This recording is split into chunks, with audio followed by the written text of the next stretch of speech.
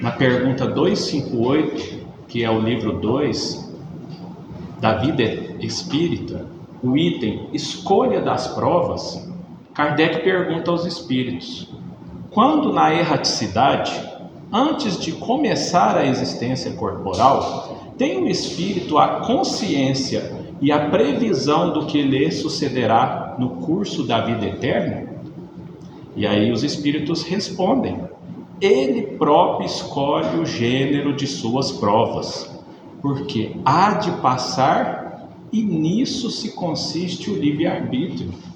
Então, queridos irmãos, nós solicitamos para vir ao mundo de provas e expiações, como nossa irmã leu no capítulo do Evangelho, que é um mundo hospital, para curarmos das nossas imperfeições.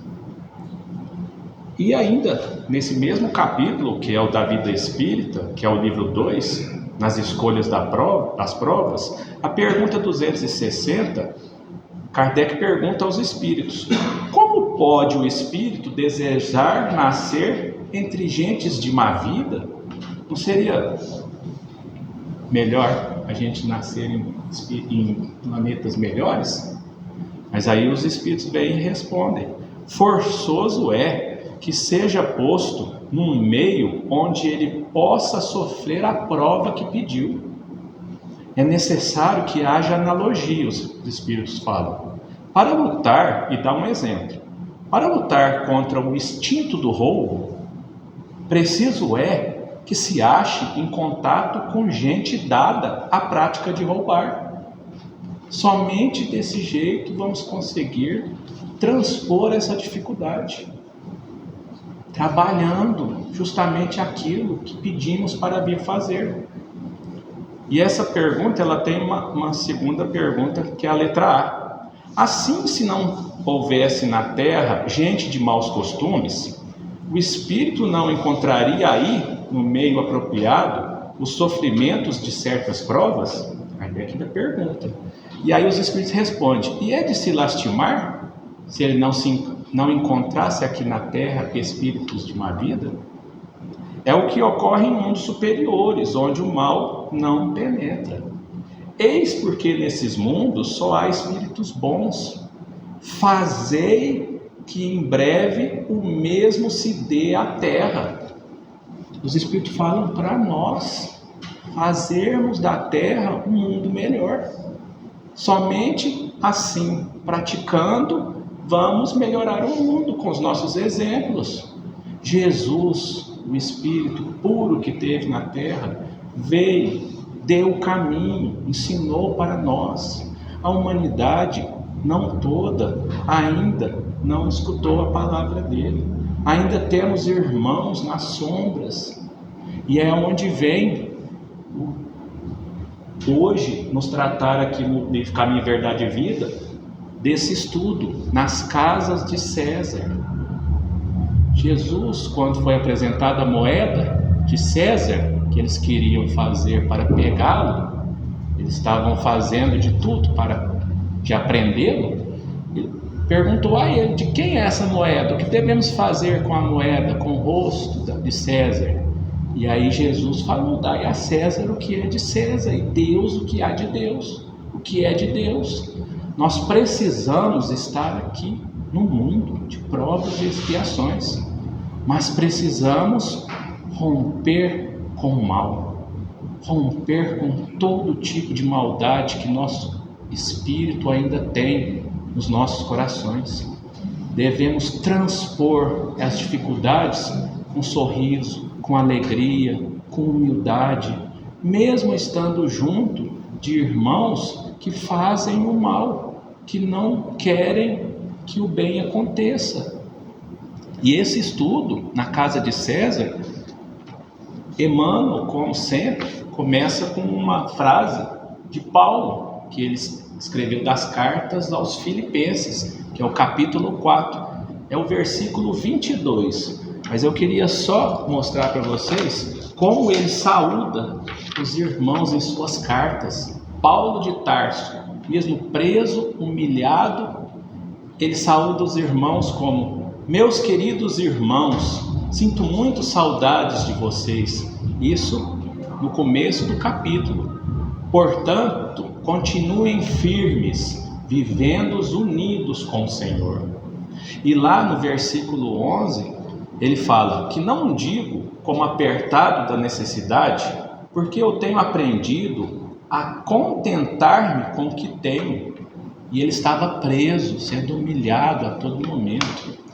E ele ainda fala no versículo 12: sei ainda viver humilhado, sei também viver na abundância, porque ele já viveu também na abundância antes de ser preso, antes de conhecer o Cristo. Para tudo e para todos os encontros me acostumei a estar apercebido, ter assim fartura como ter fome, e passar afluência e padecer necessidade.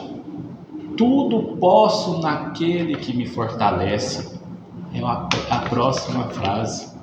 Essa frase que nós todos conhecemos, que mesmo nas aflições, que mesmo nas vezes felizes que temos, Jesus está sempre conosco.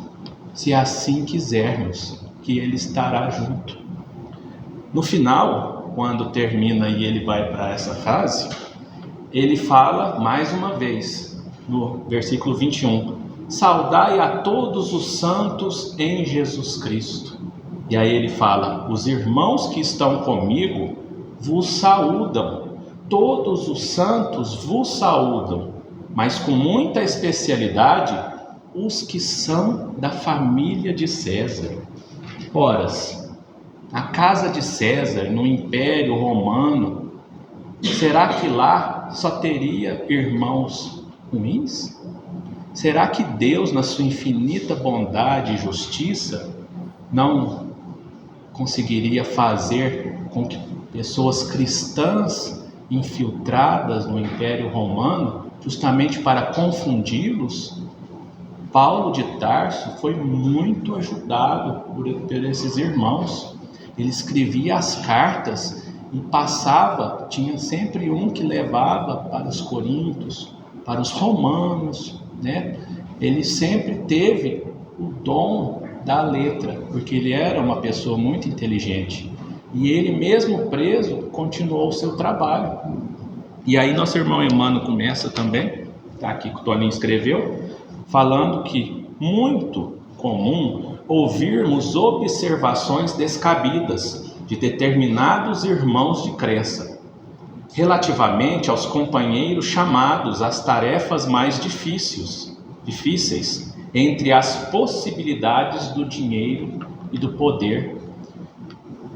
Nossos julgamentos, tanto como as pessoas que detêm poder, e aquelas também da política, né, do judiciário, de todos as casas de César, porque tudo que está aqui no mundo foi criado pelo homem e é falho. Eles não são verdadeiramente ainda de Cristo.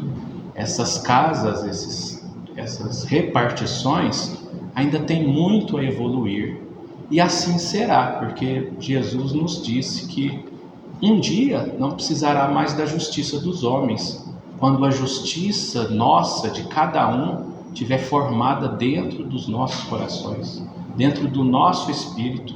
Não vamos precisar de juízes para julgar. Isso já acontece em mundos superiores ao nosso, onde o mal foi banido. E assim vai acontecer com a terra. A piedade falsa está sempre disposta a criticar o amigo que, aceitando laborioso encargo público, vai encontrar nele muito mais aborrecimentos do que notas de harmonia. A falsidade nossa de julgar os irmãos que estão lá à frente das repartições, muitas das vezes, aquilo que o Tony falou, o que tem de ruim em nossos corações, nós projetamos nos outros irmãos. Nós nem sabemos o quanto que eles passam dificuldades, quantas pressões, quantas turbulências, quantos inimigos esse irmão tem lá dentro da política, dentro do judiciário. dentro do legislativo, dentro de todas as casas onde detém o poder do mundo. Nós temos muito, queridos irmãos, em vez de julgar, rezar por eles. Sempre na prece que o Toninho faz, ele faz essa prece para todos os governantes, principalmente aqueles que estão em guerra, porque eles estão fadados a mais turbulência quando desencarnar.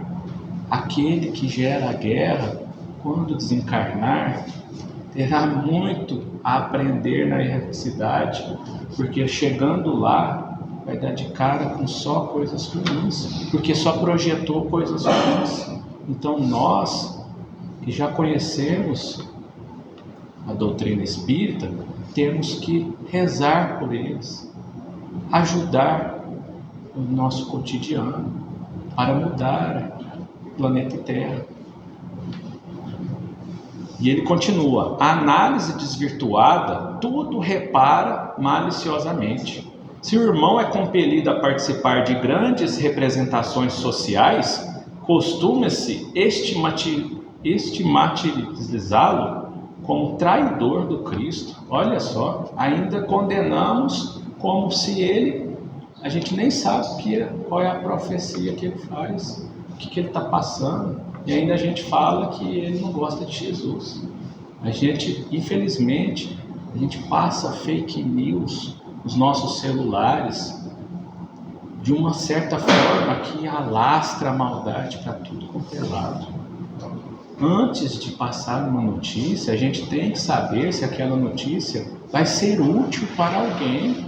Se ela está destruindo a vida de alguém, nós temos que ser indulgentes, parar com aquilo ali, deixar que a partir desse momento essa notícia não se espalhe. Se ela não for útil, não devemos propagar. É necessário despender muita vigilância nesses julgamentos. Eu acabei de dizer, antes de julgar, antes de condenar, a gente tem que olhar para dentro de nós. Por que nós fazemos isso? Se Jesus, o Espírito mais puro que teve aqui na Terra, não julgou, somente falou, vai, não peque mais, mas não julgou, não condenou.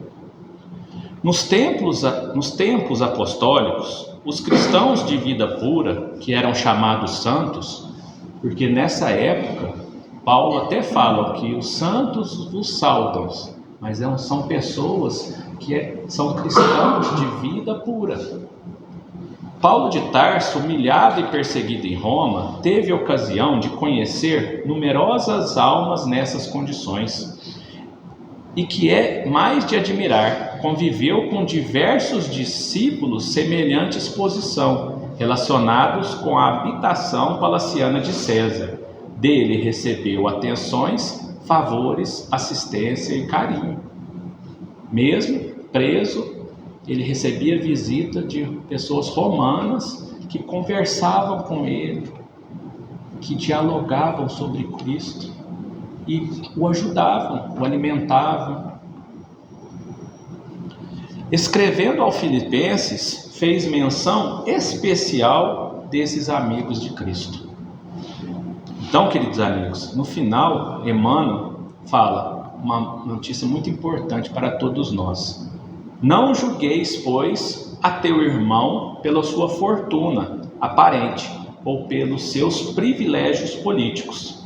Antes de tudo, lembra-te de que havia santos na casa de Nero e nunca ouvides tão gloriosas lições. Francisco, oração de São Francisco: onde houver tristeza, que eu leve alegria; onde houver trevas, que eu leve a luz. Não é isso que devemos fazer de nós? Levar a luz a todos os lugares que estamos? No Livro dos Espíritos, ainda na escolha das provas, Kardec pergunta aos espíritos: que é o que dirige o espírito na escolha das provas que ele queira sofrer? E os espíritos respondem: ele escolhe de acordo com a natureza de suas faltas. as que o levem à expiação destas e a progredir mais depressa. Uns, portanto, impõem a si mesmos uma vida de misérias e provações e privações, objetivando suportá-las com coragem. Outros preferem experimentar as tentações da riqueza e do poder, e aí os espíritos grifam, muito mais perigosas, pelos abusos e má aplicação e a que podem dar lugar, pelas paixões inferiores que aos outros desenvolvem. Muitos finalmente se decidem a experimentar suas forças nas lutas que terão de sustentar em contato com o vício. Então os espíritos próprios saem deles essa força para vir à Terra, para o mundo de provas e expiações. E aí a gente pensa, aquela pessoa está lá na riqueza, ela está muito melhor do que talvez um que está na pobreza, né? Vamos rezar para o pobre, mas esquecemos de rezar para aqueles que detêm poder. E aí, além de serem muito pegos de toda a maledicência, ainda ninguém reza por eles, pelos governantes. Essa é uma das piores provações, as mais difíceis. E aí eu trago sempre uma leitura do livro do Ramiro Gama, que é a história de Chico, e hoje eu vou ler uma história que aconteceu em Pedro Leopoldo, que Chico ia até a casa das pessoas, né? Sempre com aquelas pessoas que estavam ao seu lado, e um dia eles conheceram uma pessoa que, além de morar sozinha, não tinha ninguém por ela, e é a história com o seguinte título: Com um açoite no braço. Vimos um homem sofrendo a prova da miséria, porque era doente e sem ninguém para o assistir. Chico pediu-lhe para que mostrasse o braço direito. Tirou o paletó e nos colocou diante dos olhos um braço enorme, com uns babados de carne mole, arroxeada, esquisita, mas parecendo um açoite enrolado, cheio de nós. Saímos de seu quarto impressionadíssimos. Mais diante, Chico explicou-nos: este nosso irmão foi no passado um capataz muito mau. Com aquele braço direito açoitou infinidade de escravos, muitos dos quais desencarnaram, vítimas de sua impiedade. Voltou assim como vocês o veem, trazendo no braço o que lhe está no espírito, que é como um eco dos açoites irados que deu, e daí o sofrimento indescritível de suas vítimas. Olha só, queridos irmãos, a escolha das provas. Ele preferiu vir com bastante problemas no braço, com a prova da miséria.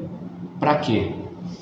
Aqueles babados já estão endurecendo e acabarão cancerosos, trazendo-lhe sofrimentos medicamentosos, a fim de que, com isso, inicie o pagamento de suas grandes faltas. Então, mas por que o espírito vai querer vir sofrer? Ele pede para isso, porque ele causou sofrimento. E quando ele está lá na erraticidade, ele consegue enxergar todas as suas encarnações, ele consegue ver todos os problemas que ele causou, e aí sim pede para vir com esses, infelizmente, problemas.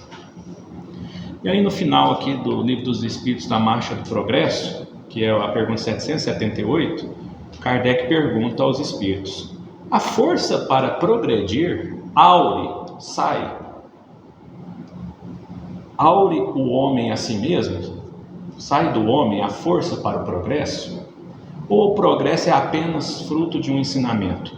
Aí os espíritos respondem: o homem se desenvolve por si mesmo, naturalmente, mas nem todos progridem simultaneamente, e do mesmo modo mas nem todos progridem simultaneamente e do mesmo modo. Dar-se-ão que os mais adiantados auxiliem o progresso dos outros por meio do contato social. Tantos espíritos que vêm, como Chico Xavier, veio à Terra para nos ensinar, trabalhou duramente, não teve privilégios, perdeu a visão de um olho, era cheio de problemas do coração, trabalhou quando era criança, a partir dos 9 anos, veio para ter aquela vida sofrida, mas mesmo assim nos deu muito, junto com Kardec, codificando o livro dos Espíritos. Olha só, sempre vem espíritos para nos auxiliar. Não estamos sozinhos de maneira alguma. Hoje estamos aqui, amanhã, com os nossos esforços, estaremos em mundos melhores, porque o destino de todo espírito é ser puro. Mas não achamos que vai demorar ou vai ser rápido. Isso depende de cada um no seu tempo. Mas se estamos aqui procurando nas casas espíritas aprender a melhorar, isso conta pontos para nós. Dentro de nós existe um espírito que não é feito de matéria, é feito que Deus fez simples e ignorante, mas que deu aquele germe do amor, para que quando ele aflorar de dentro dos nossos corações, nós seremos grandes, seremos espíritos melhores, puros, quem sabe um dia, junto do Pai, junto de Cristo. Para terminar, eu vou ler para vocês um poema que chama Carta do Ano Bom, porque Jesus, ele nos trouxe a esperança. E quando se finda um ano, a esperança se renova. Já viu? Todos nós temos isso dentro de nós. Vamos começar esse ano com o pé direito. Mas é isso que Deus quer para nós. Que nós possamos melhorar a cada ano, a cada dia. É um livro da Cartas do Evangelho, psicografado por Chico Xavier e ditado por Casimiro Cunha. Carta de Ano Bom. Entre um ano que se vai e outro que se inicia, há sempre nova esperança, promessas de novo dia. Se o ano que passou foi de amargura sombria, nosso Pai nunca está pobre do pão de luz e de alegria. Pensa que o céu não esquece a mais ínfima criatura e espera resignado o teu quinhão de ventura. Considera, sobretudo, que precisas doravante encher de luz todo o tempo da bênção de cada instante. Sê, na oficina do mundo, o mais perfeito aprendiz, pois somente o trabalho teu ano será feliz. Pois somente no trabalho teu ano será feliz. Ano novo, pede ao céu que te proteja o trabalho, onde te conceda na fé o mais sublime agasalho. Ano bom, Deus te abençoe no esforço que te conduz das sombras tristes da terra para as bênçãos de Jesus. Então, com muito carinho, agradeço a todos. Vamos terminar a nossa explanação, o nosso estudo do livro Caminho, Verdade e Vida, e que nós, ao sairmos daqui, podemos praticar. Aqui a gente estuda, mas a prática é junto do social, com todos, na rua, no trabalho, no supermercado, onde nós formos, vamos tratar os irmãos com mais amor, com mais carinho, porque todos nós somos filhos de um único Criador. Nenhuma ovelha ficará para trás, isso ele nos disse. Então, todos têm o direito de ser felizes e espíritos puros. Boa noite, em nome de Jesus eu termino também.